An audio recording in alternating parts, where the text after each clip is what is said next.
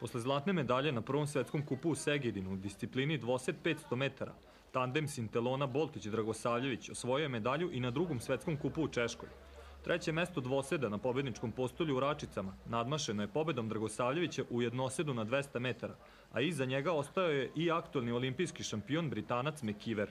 Kakav je osjećaj pobediti olimpijskog šampiona i da li si se nadao da ćeš to uspeti da uradiš? Pa osjećaj je stvarno nevjerovatan, mislim, to da mi je neko rekao ne bi verovao, mislim, stvarno, samo sam mogao da sanjam o tome da pobedim olimpijskog šampiona. Pre Segedina se nismo nadali baš zlatu, išli smo na to da uđemo u finale i znali smo da vredimo za finale u dvosedu na 500 metara, a tamo kada smo izvukli u polufinale i ostalo, kada smo vidjeli da možemo da se nosimo s konkurencijom, dobili smo na samopouzdanju i osvojili zlatnu medalju. Posao selektora reprezentacije i trenera Sintelona Miroslava Rodića olakšan je činjenicom da Simo Boltić i Marko Dragosavljević nisu drugovi samo u čamcu. Marko i ja veslamo dvosed od kad smo počeli da treniramo kajak i najbolji smo drugari bukvalno od svog rođenja, tako da mislim da je ovo dobitna kombinacija.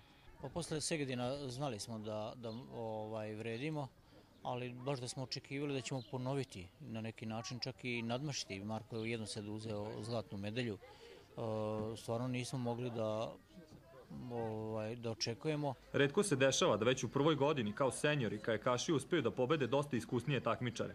Regata u Račicama pokazala je da to nije nemoguće, a da je bilo više vremena za odmor, verovatno bi i treća medalja bila zlatna. Na nepunih sat vremena kasnije si imao obavezi u dvosedu sa Simom Boltićem. Da li misliš da je to možda doprinelo da ne budete zlatniji ovaj put?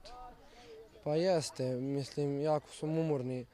Mi smo u Račice otišli čisto da probamo još jednu disciplinu više i da provjerimo, da vidimo još jednom da se uprobamo u toj velikoj seniorskoj konkurenciji.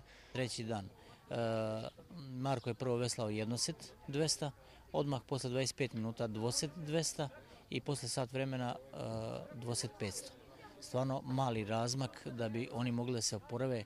Da je bilo malo veći razmak vremenski, verovatno bi oni na 500 metara mogli da budu čak i bolji, možda uzmu i srebrnu, ali možda bi potvrdili zlatnu medalju sa Segedinskog kupa. Nakon olimpijskih igara u Pekingu, gde Srbija nije imala ni jednog kajakaša, u Londonu je bilo 12 takmičara.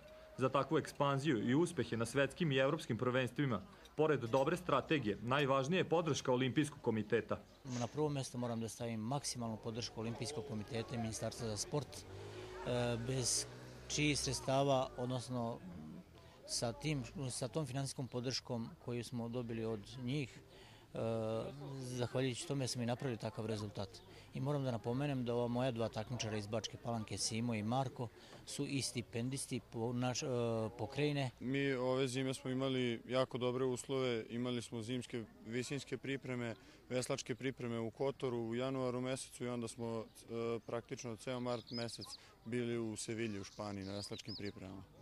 Tako da mi smo dosta više radili u odnosu na prošlu godinu i mislim da je i to najveći razlog našeg uspeha. Pogled je trenutno usmeren ka Evropskom prvenstvu u Portugal, a dugoročno, kao i većini vrhunskih sportista, cilj su olimpijske igre. Evropsko prvenstvo je za nešto manje od mesec dana. Mi sada već danas startujemo polako sa treninzima. Nadamo se da, mislimo da možemo da uzmemo i tamo odličje. Svakako idemo na prvo mesto kao i uvek.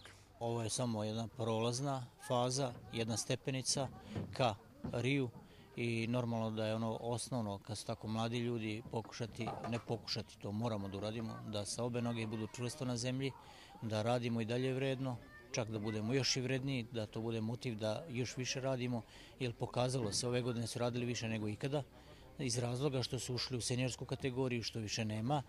Nisu to više mali klinci da možeš sa manje rada da napriš rezultat. U godini kada pune 19 godina, Simo Boltić i Marko Dragosavljević postali su deo kajakaške elite. A da li će to potvrditi i 2016. godine u Rio de Janeiro, zavisi od mnogo faktora. Dva su ipak na njihovoj strani. Talenat je uz naporan rad uvek donosio rezultat.